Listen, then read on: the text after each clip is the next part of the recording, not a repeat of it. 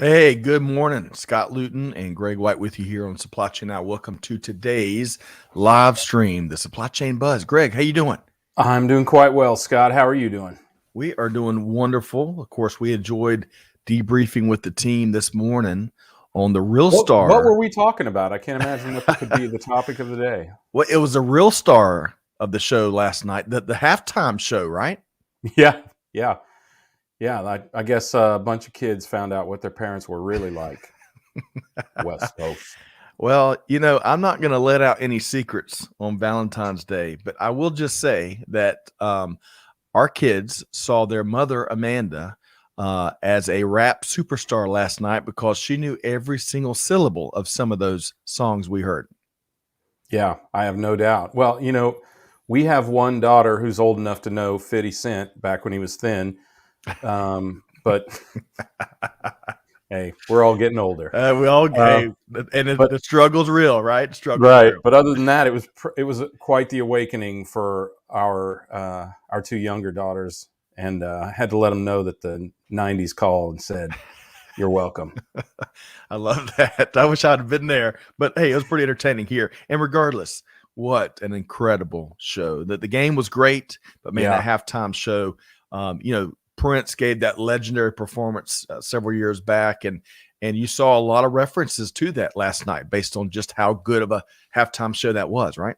Yeah. It's interesting. It's interesting to see what age demographic that they're promoting to when you see that many people that enthusiastic about 90s music, 80s and 90s music, right? Agreed. I love it. We're not too old. It's still hit to be square. It's still hit to be square for sure. Well, hey, really quick, everybody, anyone that's already tuned in, we have a little issue, or our platform has a little issue with displaying comments here today. So if you've already shared some, we have not. There's a little glitch technologically. So we're going to work through that. We'll see if the platform, which is our great friends over at StreamYard, we've been using for a couple of years now. They do a great job. We'll see if they can maybe get a fix while we're still on air. But just so you know, we're not ignoring anybody here today. It is a little glitch with the platform. So all that money that Hopin got when they bought them, you'd think they should be able to fix it pretty quick, don't you think? I sure hope so. I hope they got a SWAT team, kind of like our SWAT team. But we just need to have Clay call them. Clay used to be top of their consumer list. So. That is right. Okay. So, and Catherine, big thanks, Catherine, Amanda, and Chantel behind the scenes making it all happen today. We just got to note that, yes, the comments still are not coming through. So, hey, we're going to work through and hopefully we'll have a fix before the hour is done. But Greg, before we get into some of the news of the day, let's share just a couple of quick announcements. We've got a busy week, right? We do indeed. Yes.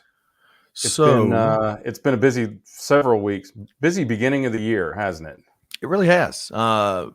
Historically busy beginning of the year, which is a wonderful thing. So again, today's Supply Chain Buzz, where we share some of the leading stories across global business, and we want to hear from you too. So if the links aren't coming through, the comments aren't coming through, feel free to hit up Amanda at supplychainnow.com, and maybe we can find a different way of sharing your POV.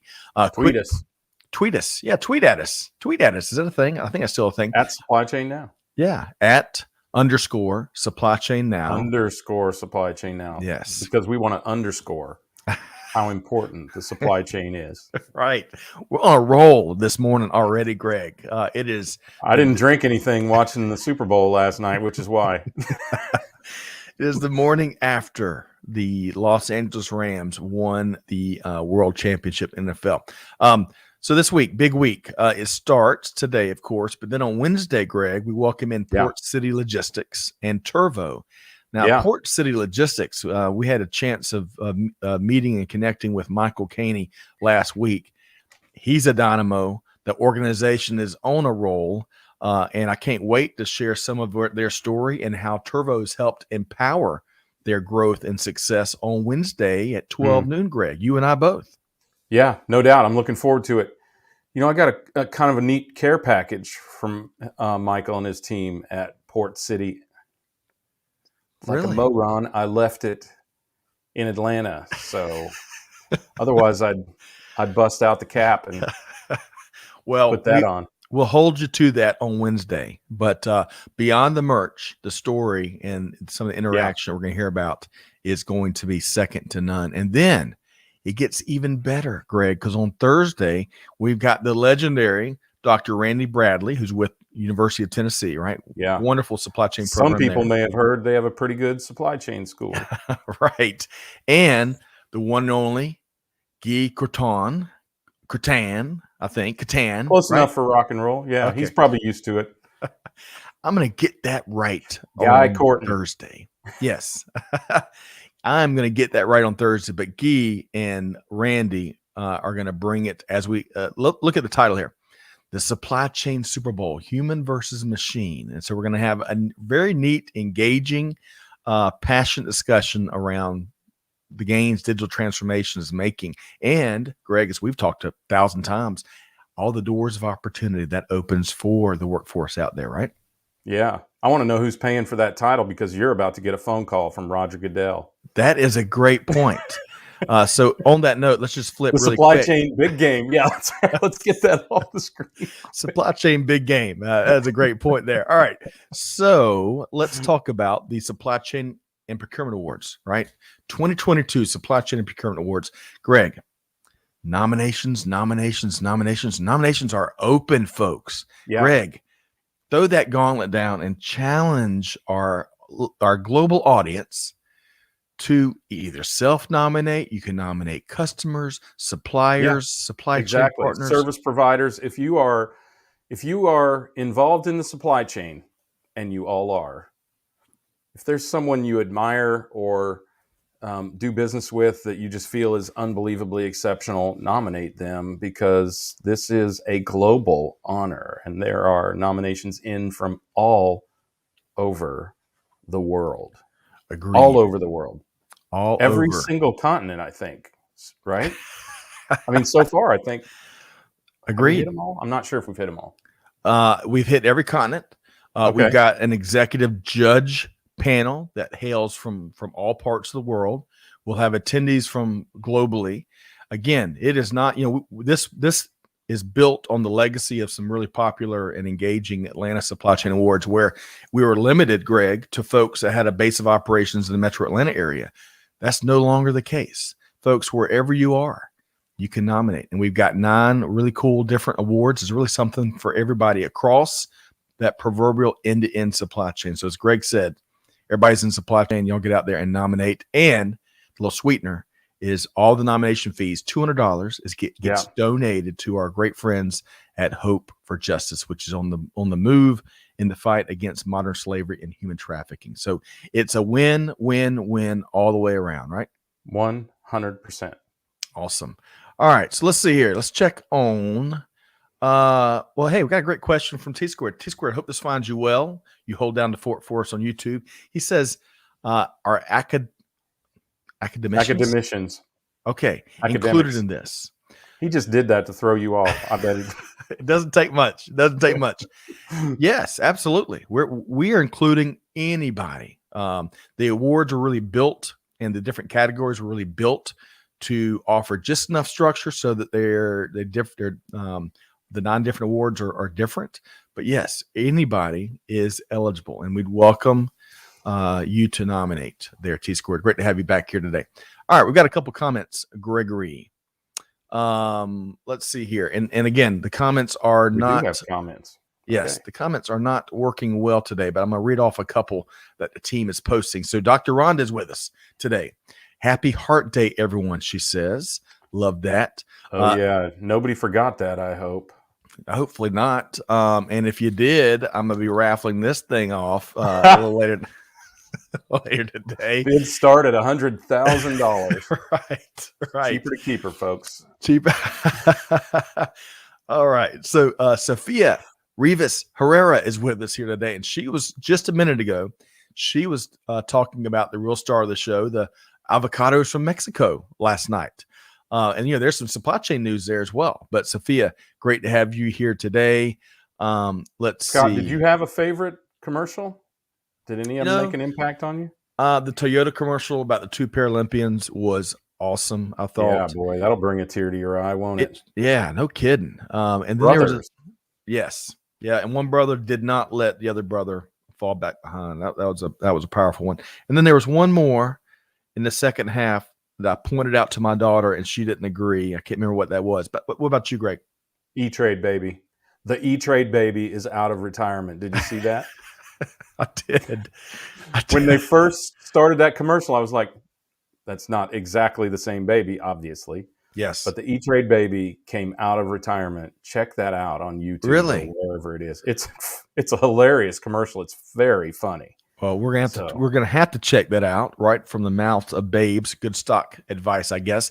All right. So again, folks, the comments aren't working, but Amanda and the team, Catherine, are giving me updates on the other side. Peter Bollet, all night and all day, is with us here today. He had quite the spread last night, Greg. He posted about it in Supply Chain Chow on Facebook. Very good idea. David Glover, Rhonda, as we talked about, Gene Pledger from North Alabama is with us here today. Mohib is back with us. Charlie B. David is back with us. Sheldon Rose is back. Love that. Keith Connolly. We ran into Keith Connolly in Vegas at the Reverse Logistics Conference Expo, and we're going to be interviewing him. He was I believe, and Keith, correct me if I'm wrong, I believe he served as the chief supply chain officer with AT&T, and now he's consulting and teaching at the College of Charleston. We're going to interview him and a couple of his students. So it should be a really cool. He's just up the street. And by the way, we talked the other day about the forthcoming Hilton Head shipping index, right? Yes. Well, because just up the street is Charleston, I did a little analysis on. Ooh, can you see that? It's a little blurry. It's not going to focus on that.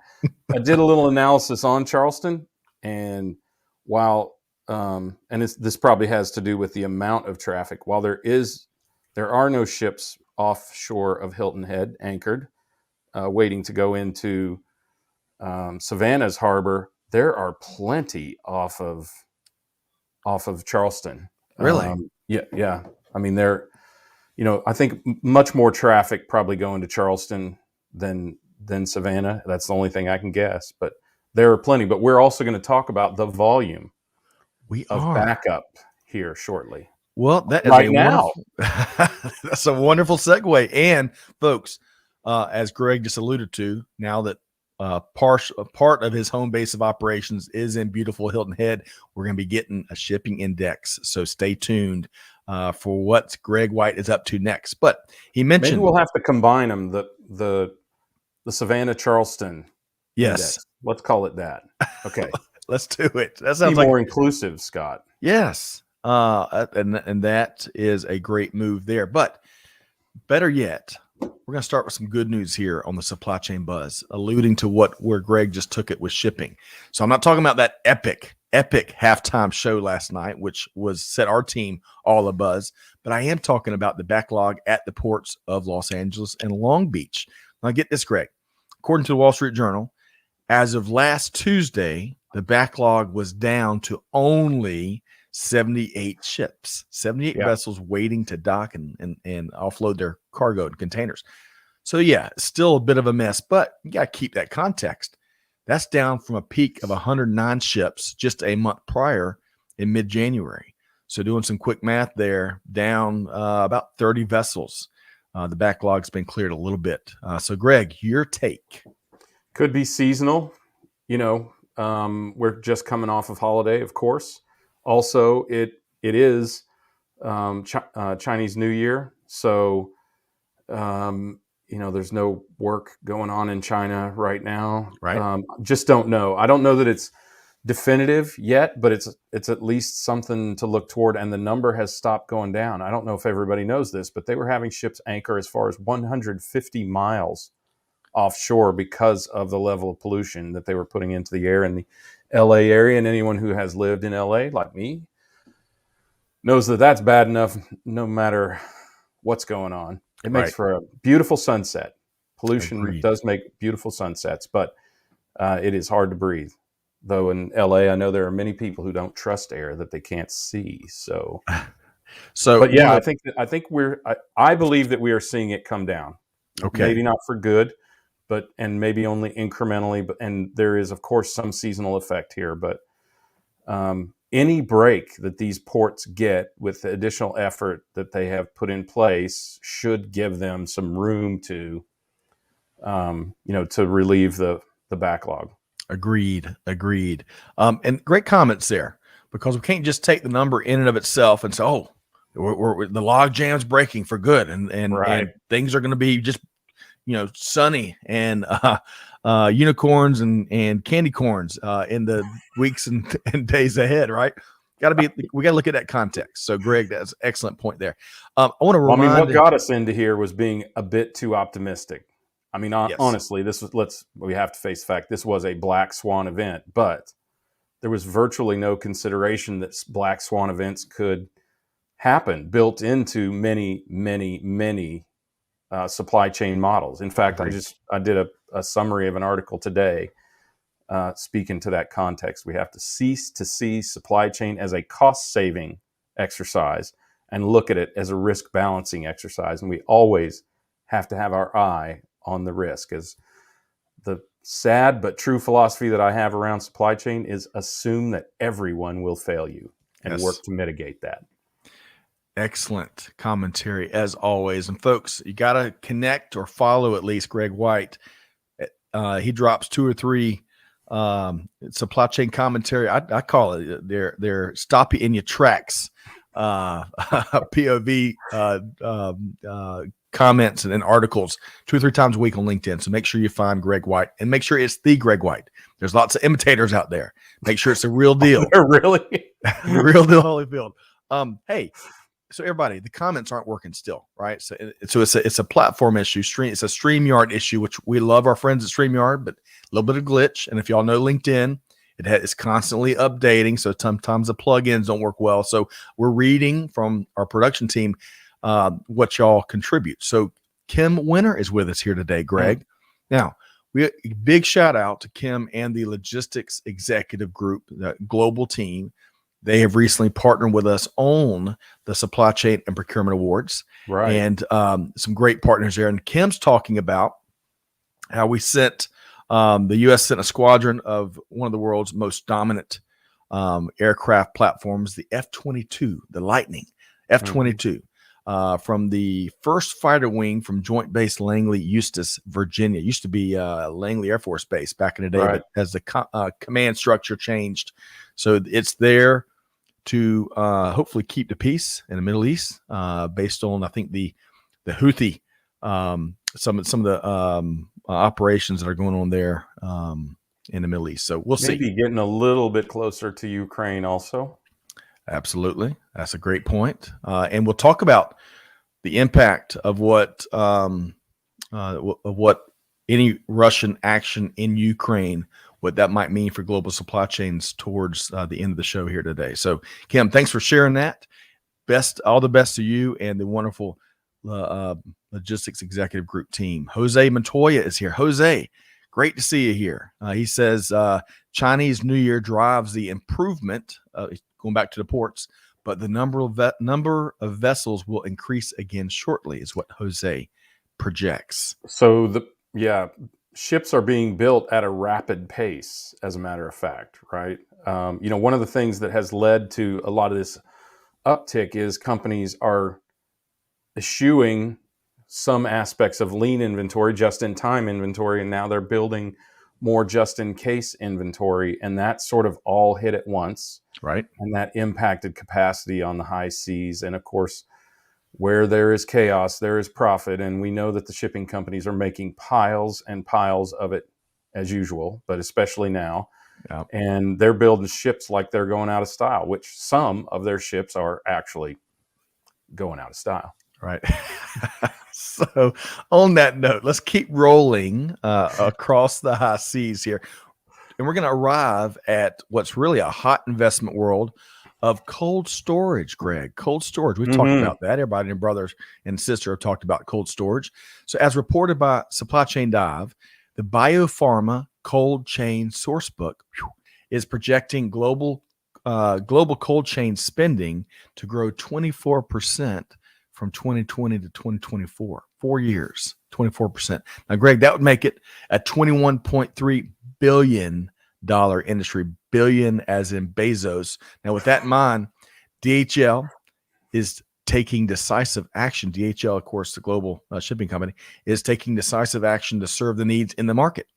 $400 million is what the company is spending this year alone to expand its pharmaceutical and medical device distribution footprint by 27%, right? So it's growing it's that footprint by almost over a quarter. Now, a DHL executive was quoted in this piece by Supply Chain Dive, which is a wonderful resource, by the way, big fans, said that the investment focuses on lessons learned during the pandemic, including just in case versus just in time. And that discussion has rippled out across global industry for sure. So, Gregory, I ask you, what do you see here when it comes to cold storage?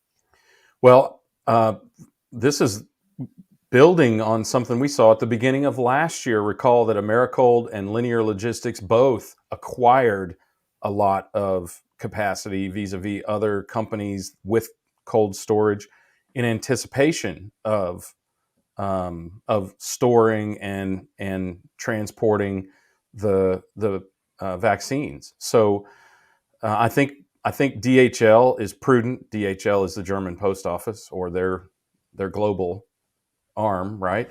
Yep. So they're very analytical, as you might imagine, and they see a long-term future here for this kind of storage, lest they would not be investing. And it's a substantial investment in about 3 million. You may have already said that, about 3 million additional square feet of storage, and that's substantial. DHL is already one of the world's largest companies in terms of employees, and outside the United States, the premier logistics company in the world. I recall 10, 15 years ago, having a discussion with DHL and coming from Atlanta, right, saying, so what do you guys think about UPS? And they said, oh, we don't think about UPS. They're not big enough to compete with us. And I was taken aback by that. And at that time, that was true. I'm not sure that it is now, but stunning that they were a real education for me, that they were that big of a company and that influential in the marketplace. And it continues here. Agreed. Well, interesting. This is fascinating. Cold storage is a fascinating industry, and we expect to have a big interview coming up soon with a mover and shaker from that industry. I want to share a couple comments, and we're going to go back maybe to the previous story there, but I'm going to share these. And again, folks, the comments mechanism, the comments machine isn't working. It's a platform issue, higher than our team. It's above our pay grade. Above our pay grade. Thank you, Greg. Mohib, going back to the story a second ago about the ports, he says, my take on this is that it is a divine strategy to tip the scale towards insourcing and use of more renewable energy for production. So the good Lord is getting involved in clogging our ports. So it changed where Mohib, I think you were saying that tongue in cheek, but I think that's a great idea. Greg. Yeah, I think so. Though the cost of labor, cost of labor is the reason that we have these far-flung supply chains to begin with. And the fact that it is, companies are already paying 10 to 20 times, 10 to 15 times what they were paying for containers. And it's still more economical to do that than to use renewable sources and in-source goods or production or storage or those sorts of things. So the numbers are far, far apart for that. Also, I read an article briefly today that said the investment in purely green companies is declining rapidly, and investment is going more towards companies that are making energy transition from, for instance, fossil fuels to the lesser fossil fuels, right? Rather than eschewing fossil fuels and just going, I've used eschewing twice in this show, and going immediately to lithium or something that's arguably more sustastible. Yep. Let me see if I've got a dictionary back here. Hang on a second. I gotta find what eschewing means. Yeah, ignoring. All right. Like that. Refusing. Mohib, hope this finds you well too in Wichita, Kansas. Yeah. Great to have you here. Hope the weather's nice. Shyam Singh says, "Hey, Scott and Greg, good to see you both sharing your valuable inputs on supply chain cost optimization. Keep sharing knowledge to society." Oh, that's one heck of a comment, some feedback there. Thank you so much. Yeah, appreciate Shyam. that. Sheldon Rose says, "I'm concerned about the effect the logjam is going to have on the CCC and PTR of some of these smaller businesses that have cargo stuck offshore." Excellent point there, Sheldon. Somebody needs to explain what CCC and PTR are for me. So the acronyms. Yeah, spell those out for us dummies, Sheldon. We love these acronyms, right? Peter Bollet, going back to cold storage. Peter says, Group Robert. Thank you. Group Robert. Thank you. Sorry about Greg. Hey, okay. The French gets me every time, man. Well, the only thing that clued me in was the reference to Quebec. So so Group Robert it's like the French got a different word for everything. They're building a huge new, I believe that's a cold storage facility in Quebec where Peter lives. Peter, excellent point there. Good market intel. Ooh, okay. I'm going to pose this to you. This is a good one. So Dr. Rhonda, and be sure to follow and connect Dr. Rhonda. Lots of good stuff around well-being and kind of maintaining that work-life balance and beyond. If just leadership. For pictures of Camelback in Phoenix, and that's right, her unbelievable ability to climb it seemingly every single day. Agreed. She's a great follow, but also some great knowledge on well-being. So she's posing a question to you, Greg. She wants to know your take on the potential political discourse unfolding now. Discourse, meaning the discussions. So it depends on what political we're talking about. Obviously, Ukraine is going to have an impact on oil because we will attack, which I believe is, or let's not say attack. And however, pick your favorite euphemism for invasion of Ukraine, which is virtually inevitable at this point, will have an impact on oil prices because we will then sanction Russia for that. And so that will have a big impact on supply chain. Let's see, other things, I don't know how the Houthi situation really impacts it. But that's probably Russia is the biggest right. impact. Of course, the president wants to forgive something like $1.7 billion worth of, that's kind of the news I saw today, $1.7 billion worth of student debt, but only up to a certain point. So those of you who go get a student loan after he forgives it aren't covered. And those of us who took student loans out in college ages ago, we don't get our money back either. But I think I think the general discourse, or the biggest, most impactful discourse, has to be Russia, and the impact of that is substantial because fuel prices will go up. Oil will unquestionably reach $100 a barrel. It's already at $93.41, or was earlier today. Expected to go to 96 during the week and 99 to 100, assuming that something happens in Russia, which will be a spike and then it will recede, is what the experts are saying. I'm no expert on oil prices, other than knowing that what impact they have on my gas prices. Right. But I mean, Rhonda, if that's what you're referring to, I think that's going to be a substantial disruption, but not for a substantial amount of times. I watch the stock markets and other investment markets as well, and historically these things have a big spike effect, but not a very long range effect, and usually not a huge dip, and it only takes weeks to recover from these sorts of things typically. Now, all right, they open the door for opportunism, which always occurs when there's a disruption in oil, Scott. There's always somebody who's willing to raise the price of fuel on speculation and hold on to that price long after, much like the fuel surcharges we've had since 2008, when fuel was over $1 higher than it is right now. Those surcharges never went away. Interesting that.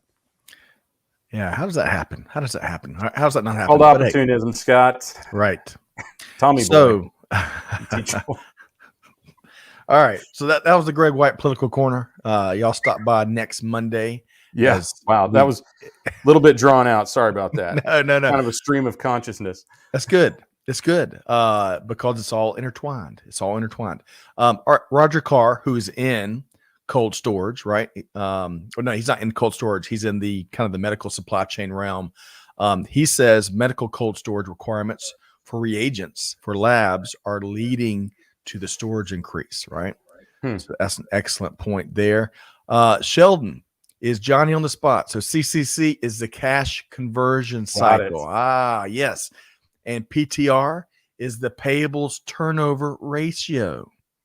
So naturally, any cargo getting stuck where you're adding that dwelling time, anything else, of course, these financial metrics and key performance indicators are going to be skewed. So Sheldon, excellent point. Excellent point. Yeah. Interesting that a lot of the forwarders are taking the brunt of that. We've been talking with Enrique Alvarez from Vector Global Logistics because we share an office with him for the entirety of our existence, but also during this pandemic. And he has taken on a lot of the brunt of the cash flow cycle himself, unable to charge multiples of the rates that he was able to charge before, and also forced to pay sooner than he would have previously. So that's a great call out. There's an effect on a wide-ranging number of companies when that happens, for sure. Excellent call out. And by the way, folks, if you're not connected with Enrique Alvarez and Vector Global Logistics, make sure you look them up. One other quick comment, because comments aren't showing except from YouTube. So, folks, if you do want to comment on something that we're hearing here, that we're talking about here today, it looks like you can venture over to the YouTube version of the stream and comment there, because T Squared is keeping it coming. He's talking about sounds like the price of chicken wings when it comes to opportunism, right? Yeah. Opportunism, no, maybe. But the price of chicken wings every year spikes around this time of year, right? And in fact, and this year, the big news was, regardless of the price, there just weren't enough. Right. And I can tell you that where we went, they did not have whatever the biggest size is that we usually get. Right. So we had to go frozen this year. We had to go frozen. But you know what? Once you get those bad boys thawed out and you stick them in the air fryer, which we've come to love. Yeah. Man, it is good eating, Greg. I'm telling you, that air fryer thing is going to save some American lives. As much fried food as we eat, and as good a work as it does without oil, right? Agreed. It's going to save my life. All right, so let's move along. Well, gosh, we're just, this is like the Baskin Robbins edition of the Supply Chain Buds. We're touching whatever we want to say, isn't it? Right, all kinds of stuff. So next up, I want to save a little time to talk about Russia and Ukraine a little bit more, especially with an expert on Russia here sitting beside me. So let's talk, though, about what the Wall Street Journal is reporting as, where have all the coffee cups gone? So, Greg, this was new for me. You know, we right. I don't buy a lot of coffee outside, Starbucks and whatnot. We make plenty here at home, but coffee stores, big and small, are looking high and low in their efforts to find coffee cups. Starbucks, Wetzel's Pretzels. It's a new one for me, but they've got 350 units. It's a chain of 350 different operations. How about that? Wetzel's Pretzels, Connie's Chicken and Waffles. I think that's in Maryland. Are just a few of the companies encountering the coffee cup crunch. Say that 3 times fast. It's a different CCC. So what are some of the root causes? Let's see here. So cups and cups, as you might imagine, cups upon cups upon cups are in containers of plenty stuck in the ports. That sounded almost a little bit poetic. So that's one problem. American paper mills are working through labor shortages, which is impacting production, as the article points out. And then thirdly, you know, that cold, crazy, unusual weather we had in Texas a year ago. Well, that's the gift that unfortunately keeps on giving, because the U.S. market still hasn't caught back up on the resins that a lot of industry in Texas makes to make the plastic cups, but also that makes the coating on the paper cups, so that that 300-degree coffee doesn't just melt that paper cup away. There's a lining there. So a lot to track here in this piece, but Greg, what say ye? Well, you know what was interesting is it's also impacting a particular size of cup. 24-ounce cups seem to be the biggest problem. And I think obviously because they take more materials, companies are making more of the smaller cups because they can use the same amount of materials and provide a greater amount of cups is the only thing I can figure. But you're going to be hard pressed to fill a venti cup at Starbucks. My suggestion is, if you haven't already bought yourself a thermal cup, Starbucks will make your coffee, or would. I don't know if they still will. I haven't been to Starbucks in years, but Starbucks used to make your coffee in your cup if you brought it to them. So that's another way for consumers to adapt to supply chain shortage. Like we need another way to adapt, right? But right. Well, you know what? But I mean, it is a problem, and truth is, labor is at the root of all of this. Because let's just face the fact that it's not the first time that Texas has had and these resin plants have had bad weather, right, and had dramatic impact from that. But as every article, we sort of gloss over it, but every article points at labor shortage driving a lot of these problems. And as long as there aren't enough people working, there won't be enough production. As automated as we've wanted to make the supply chain, and as automated as we have tried since the pandemic started, it still requires a lot of human beings. And remember, we were 2 million human beings short in fulfilling supply chain jobs prior to the pandemic. In 2019, there were 2 million open supply chain jobs just in the United States out of 44 million supply chain professionals. Wow.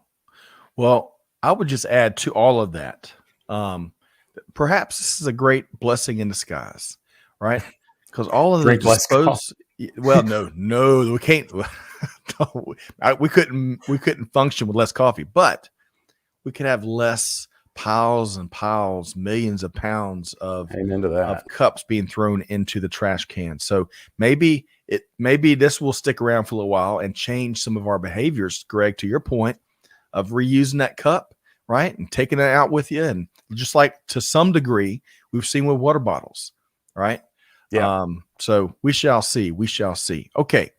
Jose is asking if we're going to be at the TPM conference, and Jose, unfortunately, we will not be at the conference. We're really that's a great conference, by the way. But we have really activity has been so busy that we've had to been very judicious about when to venture out the studio, so to speak. Yeah. And we hate to miss the TPM conference. But Jose, we look forward to getting your key takeaways. Sounds like you're going to be there from that conference. And by the way, Jose, make sure you drop. Well, I guess you can't drop your comments because we're still having a comment issue except on YouTube. But if you're still on YouTube, drop the link to your live stream there and want to share that with folks. Sheldon says supply chains cannot outperform their physical limitations. Contrary to maybe some folks' belief, that's an excellent point, isn't it, Greg? Yeah, I mean, and the biggest physical limitation they have is the physicality of human beings, right? Yeah, unquestionably. Jose says, talking about shortages, how about my cat's food and litter? Where I used to buy, they are on back order. Man, you are not going to have a happy cat. Cat might be happy, but the house isn't going to be very happy. Right. You don't have cat litter. That is true. That is true. I've never owned a cat, so I can't empathize with Jose too well. But Greg, you don't even like cats, Scott. Let's just face it. Make fun of the fact that I even had a cat, which I wouldn't if I wasn't married, by the way. Now, I'm not making fun of cats. We love all animals around here, and Gracie would put up. Well, she'd break my legs if I didn't. I loved your cat's name, Shenanigans, Greg. That's what we poked fun at. That's totally made up, Scott. Okay. You know that. All right. Hey, a couple other comments. Alternate facts or whatever we call that. I'm fact checking you on that. It was even worse. It was Miss Kitters. And rest in peace, Miss Kitters. That was a good cat. No. I'm not willing to give up the ghost on that one. Oh. It was another one. You know, we have coyotes around where we live, and cats will get out of the house no matter what you do, let me assure you. I believe it. That was, oh gosh, Kiki. That cat was Kiki, and he lived a long and dangerous life. I can tell you, he brought me many, many moles and chipmunks as gifts over his years. So, and I know he went down with a fight. We're going through your inventory. Long live Kiki. We're going through your inventory of cats, of animals, right? Yeah, there's a chapter for each. But I love that. Yeah, it's hard to keep track because they keep coming. Yes, 3 daughters and a wife. Keep the animals coming. Love it. Okay. Let's see. Sophia says, going back to the shortages, that this reminds her of the McDonald's large size fries. When were we talking about that? I do recall that in Asia, right? Yeah. A few weeks ago. And by the way, Sophia, I'd love for you, if you're on YouTube, I'd love for you to post your link to your avocado post earlier today. You know, I saw yesterday, Greg, and I saw at a glance that the U.S. has frozen imports of Mexican avocados, which is in and of itself. That's about all I know there. But what I didn't know is I was reading an article. I didn't realize that the U.S. has only been allowing importing of Mexican avocados since, I think, 97. Prior to that, I think the ban was put in place back in like 1917. So for 80 years, there were no avocados allowed to be imported from Mexico. Now, I share all that, and I'll get your take here in a second, because my son, Ben, when he was 2 years old, this came up last night as we were enjoying some guacamole. When he was 2 years old, and Amanda was taking him into the grocery store, he was in the buggy, and she goes, Ben, I've got to get some avocados. And he goes, avocados from Mexico, because of that jingle that's been so branded in his brain at 2 years old. That's the first thing that came out. But anyway, we'll see if this is a short-term ban. Evidently, a inspector was threatened, and that's what kind of paused the imports. Of course, everything was already in that was being enjoyed and consumed last night. But your thoughts, Greg? Avocados or otherwise? An inspector was threatened. Well, I hope no tequila importers threaten inspectors, because where would this country be without tequila? I'm with you. But yeah, my wife not only carries her own hot sauce around, but at certain restaurants, she will bring her own guacamole, because she feels like many, many Mexican restaurants need a message or need a lesson in guacamole. Really? So, yeah. And hers is exceptional by any standard. I got to get some of Vicky's guacamole. I think that the ban originally went into place, probably protectionism. 1917 sounds like the right time frame for that, right? To protect California and some of the other producing states for avocados. So, but that's interesting. I didn't read anything about the threatening. Yeah, I didn't realize that the same factions that run illegal contraband into the states also control the avocado trade. Well, I got to tell you, even with our discussion with Mark Holmes with InterSystems on the Buzz a week or two ago with the one and only Kim Winter, we talked about avocados. I was lost. I was just assuming that all the ones that we buy and enjoy are from Mexico. So I didn't even realize some of the history here in the avocado industry. But nevertheless, it has been a big part of Super Bowls. Can I say Super Bowl? The big NFL game for years now, several decades. Some of those great marketing inroads. Okay, let's see here. Mohib, going back to disposable cups, says once again, nature is telling you to use reusables. I'm with you. That I am with you. Let's see here. And all right, so folks, we're just working through the comments. Looks like all the YouTube comments are showing up for the most part, but we're still having an issue. That's okay. It'll get rectified. We'll be back to normal probably by Wednesday. Okay, so Greg. Yes, Scott. 12:44. I want to move into the final story for today. Let me pull up a couple of items here, because over the weekend, we came across a great post and really great information from our dear friend Korai Koze with Gartner. Now, this focuses on this disturbing situation that's in Ukraine. I mean, to me, just my opinion, feels like we're sitting on a powder keg, right? Something that can really go far beyond just Ukraine. It could be regional or even worse, I believe.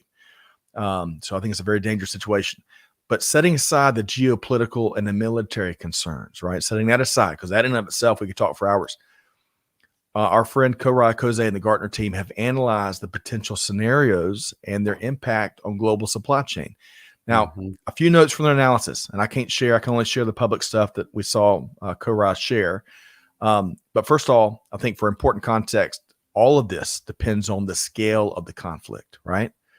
So that's a really important disclaimer up front, because naturally, if it scales far beyond just a local incursion, the impact changes dramatically. But Gartner sees, Greg, I'm gonna read these off and I'm gonna get your take, especially as someone that has studied Russia. So Gartner sees key material shortages. If the conflict does ensue, hydrocarbons, critical minerals, and metals, production capacity impacts, especially in mining and the chemicals and electronics, logistics routes and capacity disruption, including the key ports and routes serving Europe, the Black Sea routes, and all the China ports. Cybersecurity breaches, which have already been on the rise, they see those activities surging, right? And get this, and if we can drop, I'm not sure if our team can get on YouTube and drop the link to Korai Koze's post. That'd be great, so folks can go straight there, and they can also probably find out a way to download this Gartner report from him. But did you know this, Greg? This was new to me. So Daniel Stanton and Chris Peters also shared over the weekend. So neon is critical for the lasers used to make computer chips. And we all know all the issues for years now with computer chips and semiconductors. Well, get this, 90% of the U.S. supply of said neon comes from Ukraine. So truly, supply chain is a global industry, and we uncover examples by the hour. What's your take on all of this, Greg? Yeah, I mean, I think the uptick that Korai sees in some of these things is going to happen one way or the other. Cybersecurity, as long as we are as lax as we are in the States, is going to continue to be an issue. And of course, yes, the mining materials, rare earth minerals, China and Russia run very, very close together, being former joined communist states, and of course, two of the most dangerous dictatorships on the planet. Right. Sorry, President Putin.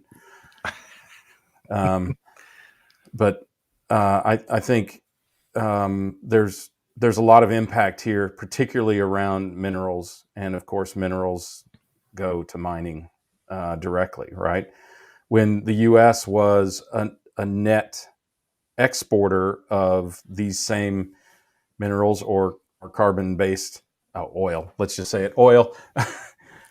We had a lot less exposure, but the political winds have changed, and now we must, we've shut down a lot of our ability to produce, and we're at the whim and fancy of one of the most corrupt and dangerous human beings on the planet. So, it will unquestionably have an impact on it. We certainly have the means to mitigate this at our disposal, including the ability to get rare earth minerals if we will increase our willpower to seek them out in Texas and other parts of the country where they are available, though not available in the same volume, at least not historically, as China. But yeah, I mean, think about the inability, think about China's motivation and Russia's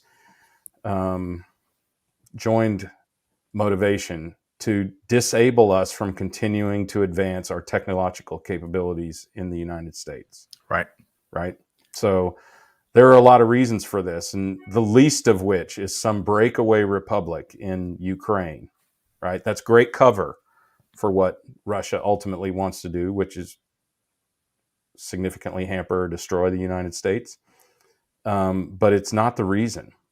So it never is. I mean, having studied not just Russian politics, but politics in general, the expressed reason is never the reason. So I think it's interesting that Korai and the team at Gartner dug into this with an apolitical perspective, but still, I think, ultimately exposing what is at least part of the larger motivation here. Yeah, that's an excellent point. Lots of concern.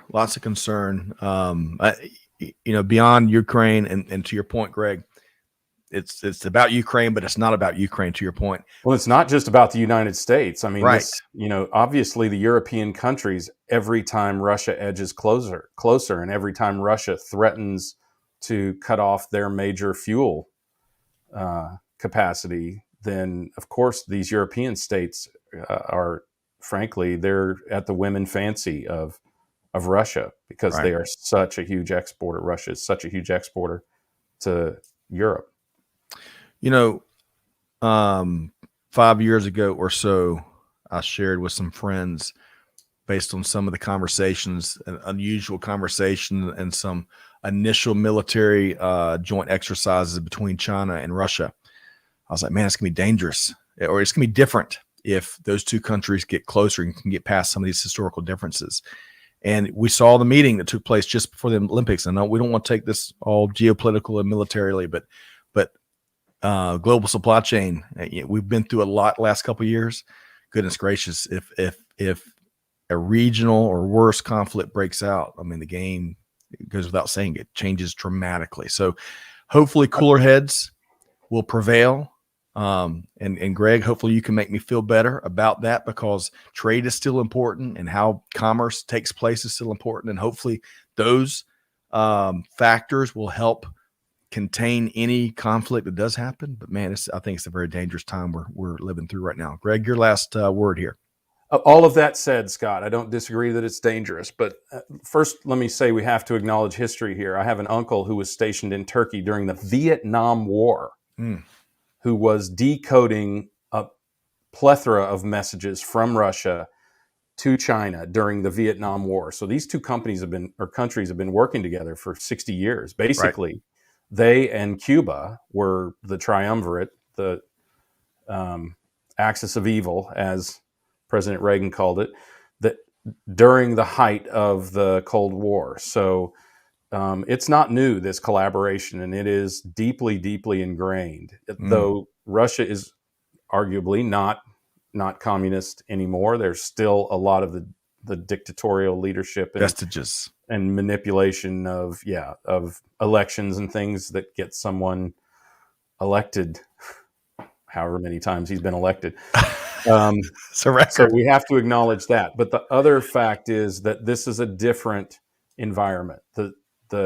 This will unquestionably impact the United States' ability to lead the world. To what extent, I don't know. I don't think it's going to be news to anyone that the Russians think that our current administration is inept and weak-willed, and that's exactly what they're testing, like they do with every single other new administration that we have, because their administration is so deeply ingrained, because even when Putin is not president, he puts a puppet in through which he rules, and likewise does the party in China. Remember, there is only one. Right. So, they don't have the same kind of dynamics that democracies and representative republics like the United States have, where the people actually get a say in the government. But the world, I think, because of transparency, hopefully is coming to understand the danger of these two organizations. And there are just a lot more outlets. We know that we can be energy independent in the States, and we can even provide enough to help some of our allies around the world. We do now, as Michael Avra is saying, right? We're sending a ton of natural gas to Europe, tons, I should say, of natural gas to Europe, so that they have some stores when inevitably Russia tries to, put a stopper on things. So really quick, circling, kind of closing loop here. We've added a link to Korai Koze's post on LinkedIn, and he's got a link to the full report, I believe, there. You may have to sign up for something, I imagine. Might be just for Gartner clients, but regardless, Korai, thanks so much for you and your team offering up this perspective in a very, very timely manner. And we're gonna watch the situation unfold.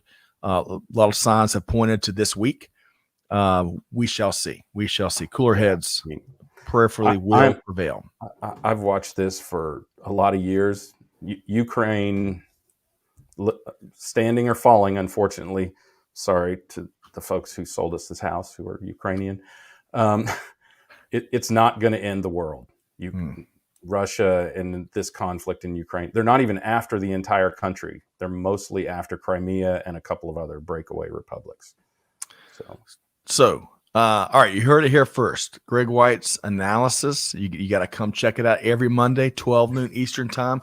Folks, you got to make sure you connect and follow Greg White as well, because I love, I tell you, we talk about all the time in your posts on LinkedIn. A lot of times I'll comment, preach a little bit louder for the folks in the back. Man, some of that stuff really is so good, Greg.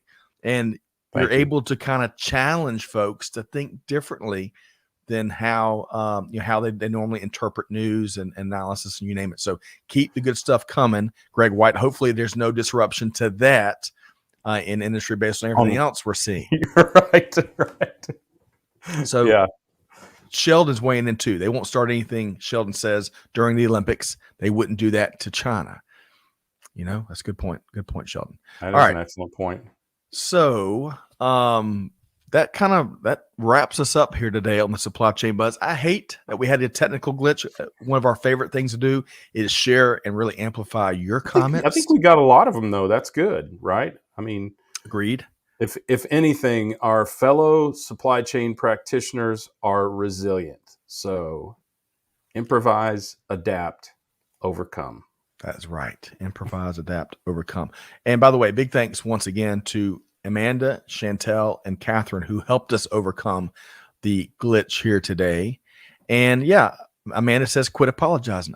Hey, look, I'm not apologizing. I am, our folks are used to a certain experience and we want to protect that, right? And I want to make sure folks knew that we also, Greg, weren't ignoring. Hey, Amanda, I got you some chocolates. Okay, come on. Don't give me such a hard time. But hey, kidding aside, no umbrella. No umbrella. On that note, let's see. No, folks, we one of my favorite parts, our team's favorite parts, is what our folks in cheap seats and the skyboxes contribute on the buzz. We want to hear from you, and so anytime we have a little glitch that prevents us from doing that as usual, I hate it. But hey. We'll get it fixed. Yeah, you know where to find us. That is right. Great point there, Greg. And be sure to connect with us across social. You got the Supply Chain Now Insiders group that we are growing activity in on LinkedIn. Regardless, thanks for being here today. All right, so Greg, is double check and make sure. Nothing in the private chat. Greg, I'll give you the last thought here. We've run the gamut from the ports to cold storage to the Ukraine situation, you name it, and then some. Your final thought, and then I'm going to call it a day. All of these things can be overcome. I mean, that's the thing we have to think about. Look, we are inundated with news every day, and last Monday we took on some really tough topics with Kelly Barner. Brave on her part, I think, and these are tough topics as well. And when you see an accumulation of this kind of news, it can be overwhelming. But the difference between now, Scott, and when we were children is not that this stuff happens. The difference is every single micro impact is reported. That's the only difference. I was a voracious news watcher as a kid, and I know how much of the news we didn't get in the 80s and the 90s, and now we get so much of it. And so much of it, this is an issue, so much of it is, like my take, it is amateur reported or amateur analyzed, and some of us may not know what the hell we're talking about. So don't take this bad news too much to heart. The world has always been a complex place. It's actually been far more complex and far more dangerous in the past than it is now. So take heart. Know that there is hope. There is abundance in the universe, and we shall all overcome. Love that. That is a great note to wrap on. Folks, make sure, again, nominations are open. Check out supplychainprocurementawards.com to learn more about this very important program that we are leading along with our friends at Art of Procurement and Buyers Meeting Point. Check it out. Nominate yourself, nominate a friend, nominate a supply chain partner, you name it. But folks, whatever you do, I want to mention over the weekend, Greg, as we wrap here, I came across an obituary that I completely missed 2 years ago. Lorraine Moses passed away in June 2020. And Greg, as we typically challenge folks to take action at the end, because it's all about deeds, not words, which is what we strive to live by every day. Lorraine and her husband, Jeff Moses, took a chance on me some 20 years ago as I got out of the Air Force and couldn't find that first job opportunity. I didn't know how to interview. I didn't know how to talk about what I did in the Air Force, standard challenges, right? Yeah. And they offered me a position and then worked with me to make sure I was successful. And they took a chance on me when not other folks would.